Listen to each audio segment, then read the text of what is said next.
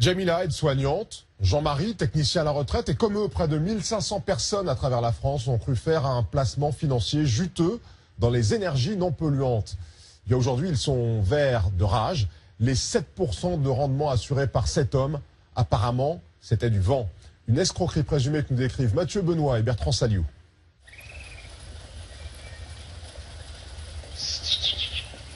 Acheter une petite maison, nichée au cœur des vignes de la Dordogne. C'était le rêve de Jamila Benatou. Cette aide-soignante de 50 ans gagne à peine plus que le SMIC. Mère de 3 enfants, elle vit seule avec sa fille cadette. Elle est locataire de ce logement HLM depuis 10 ans. En 2014, on lui propose de le racheter 70 000 € avec les frais de notaire. C'était plutôt inespéré pour moi. J'avais à peu près la somme demandée.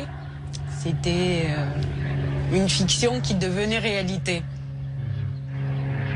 Et qui a tourné au vinaigre. Qui a tourné au vinaigre, oui. Jamila arrive maintenant à en sourire, mais elle est toujours soignée pour dépression.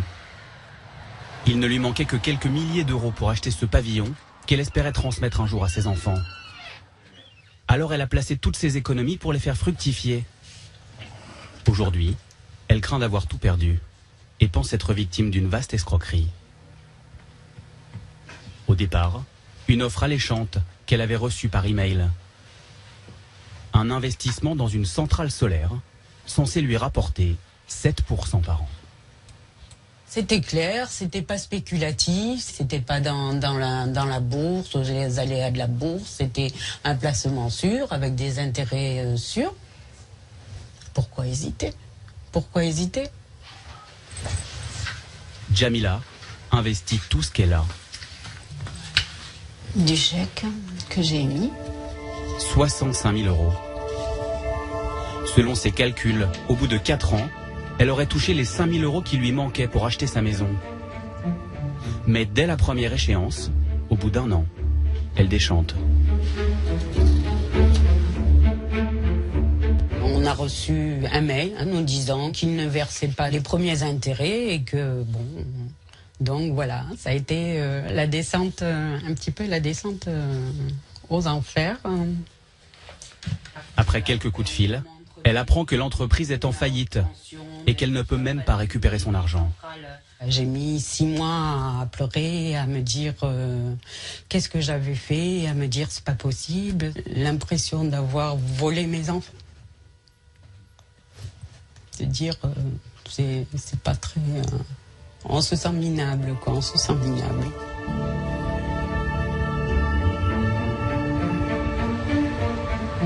L'entreprise à qui Jamila a confié son argent, installée dans les beaux quartiers de la capitale, avait pourtant toutes les apparences d'une société respectable. Elle louait 450 mètres carrés de bureaux sur 2 étages, dans cet immeuble en pierre de taille. Et un appartement dans le très chic 16e arrondissement. Le logement de fonction du patron. Stéphane Jacob, un homme d'affaires belge, né en Corée du Sud. Il est l'unique actionnaire de France Énergie Finance, créée en 2010.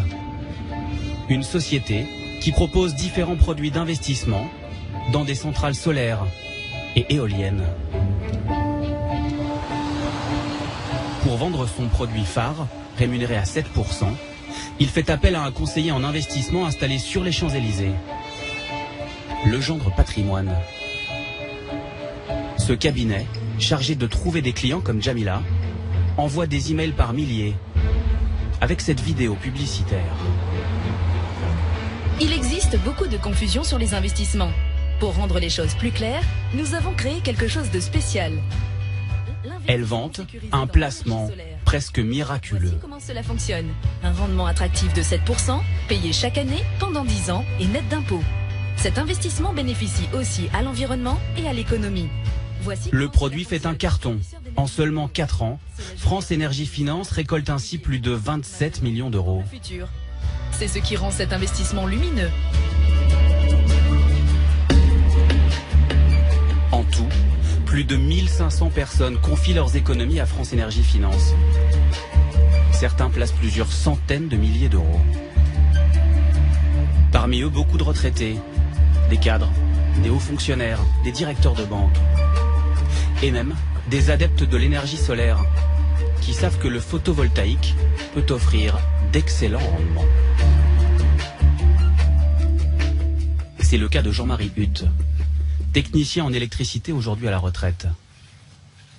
Avant d'investir dans le placement promis à 7%, il avait fait installer des panneaux chez lui pour revendre l'électricité à EDF. Et même dans le nord-est de la France, c'est très rentable. Ces panneaux lui rapportent 2000 € par an. Compte tenu de cette expérience, je me suis dit, investir dans le solaire, ça devrait être sans risque. Il étudie l'offre dans ses moindres détails et se laisse convaincre par une documentation technique très complète.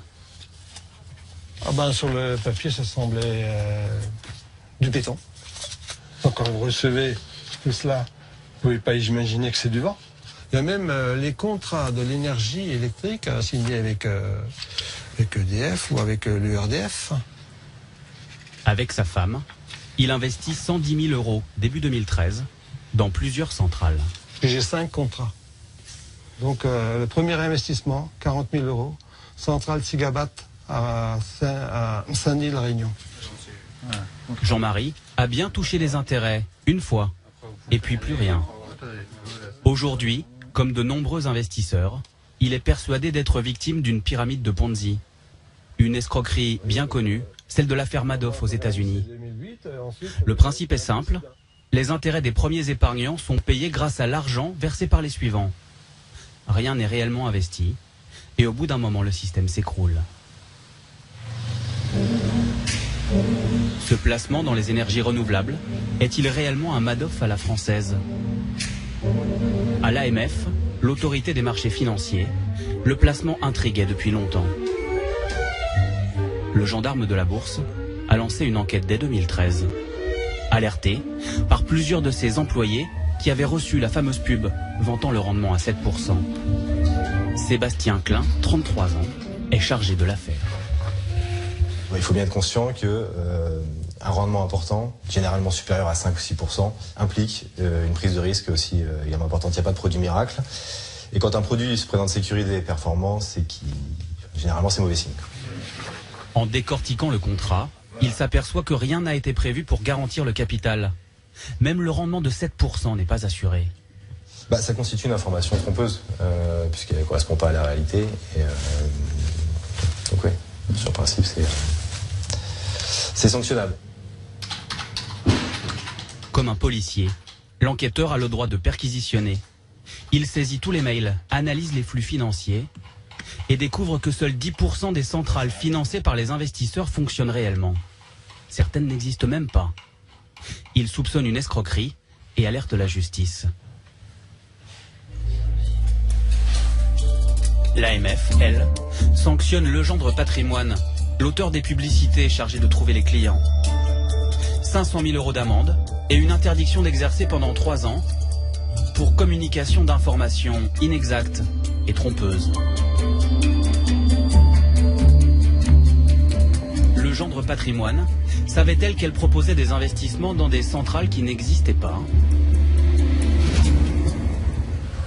Pour se défendre, Louis Sanguinetti, le président de la société, a déployé les grands moyens. Un ténor du barreau et une experte en communication de crise qui conseille aussi, notamment, Jérôme Kerviel.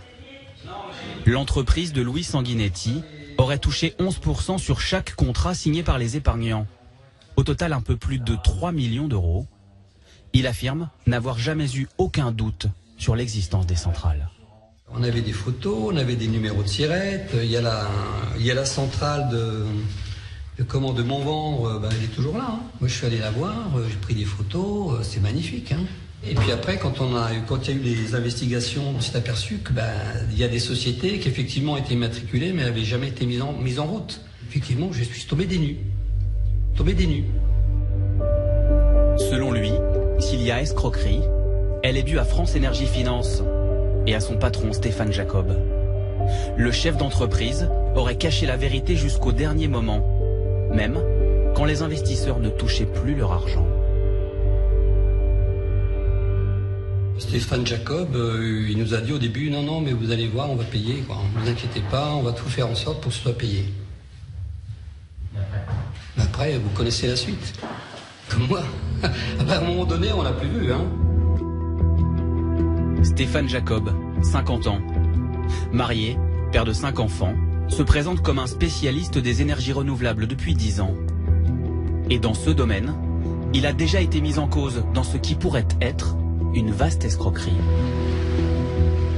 En Martinique, dans les années 2000, l'entreprise dans laquelle il est employé récolte 56 millions d'euros auprès de particuliers qui investissent dans des centrales solaires. Mais l'entreprise met brusquement la clé sous la porte, alors que seules quelques centrales ont été construites. 4000 investisseurs auraient été floués. Le patron de Stéphane Jacob est soupçonné d'avoir détourné 32 millions d'euros. Lui, comme d'autres employés, est mis en examen pour complicité d'escroquerie. Dans cette affaire qui sera jugée à la fin du mois, il affirme qu'il ne s'est aperçu de rien.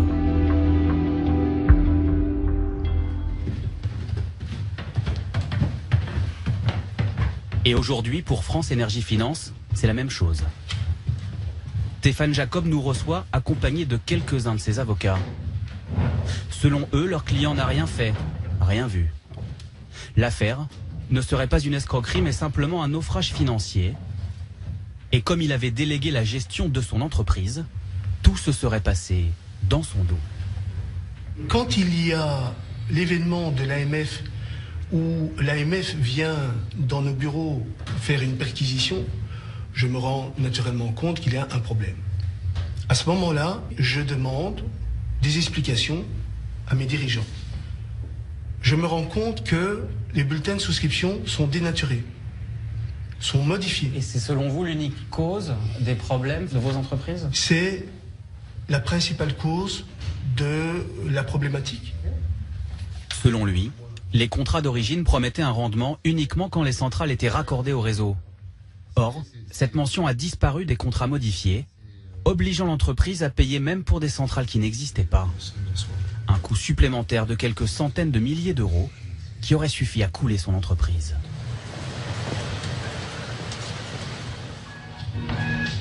Cet homme est l'un des directeurs de l'entreprise que Stéphane Jacob met en cause. Il a accepté de nous parler à condition de rester anonyme. Pour lui, l'explication du patron ne tient pas la route. Il était très présent, omniprésent, aussi bien dans les bureaux que sur le terrain. Donc l'accusation de dire que ces directeurs les plantaient, c'est grossier comme accusation.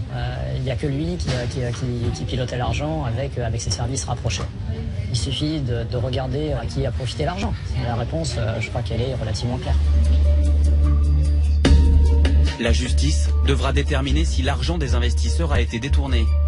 Et par qui? En attendant, une enquête fiscale a déjà retracé d'étonnants flux financiers entre une myriade d'entreprises appartenant à Stéphane Jacob. Des flux qui passeraient par le Luxembourg et arriveraient notamment ici à Grasse.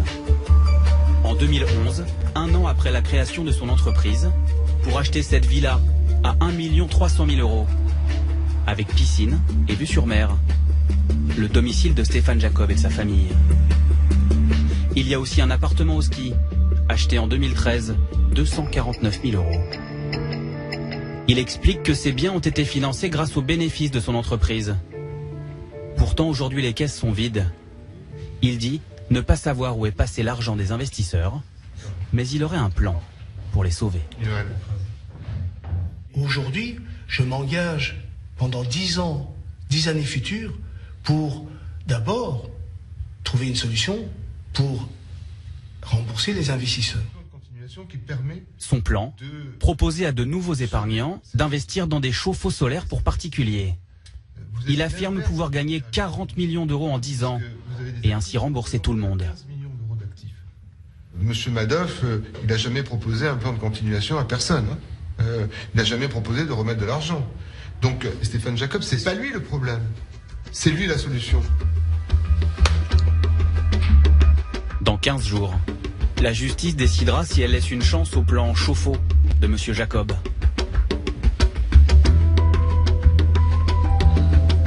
instruction judiciaire contre X pour escroquerie est en cours. Jamila, elle, est toujours locataire de son logement. Ses rêves de propriétaire se sont envolés. Cette machine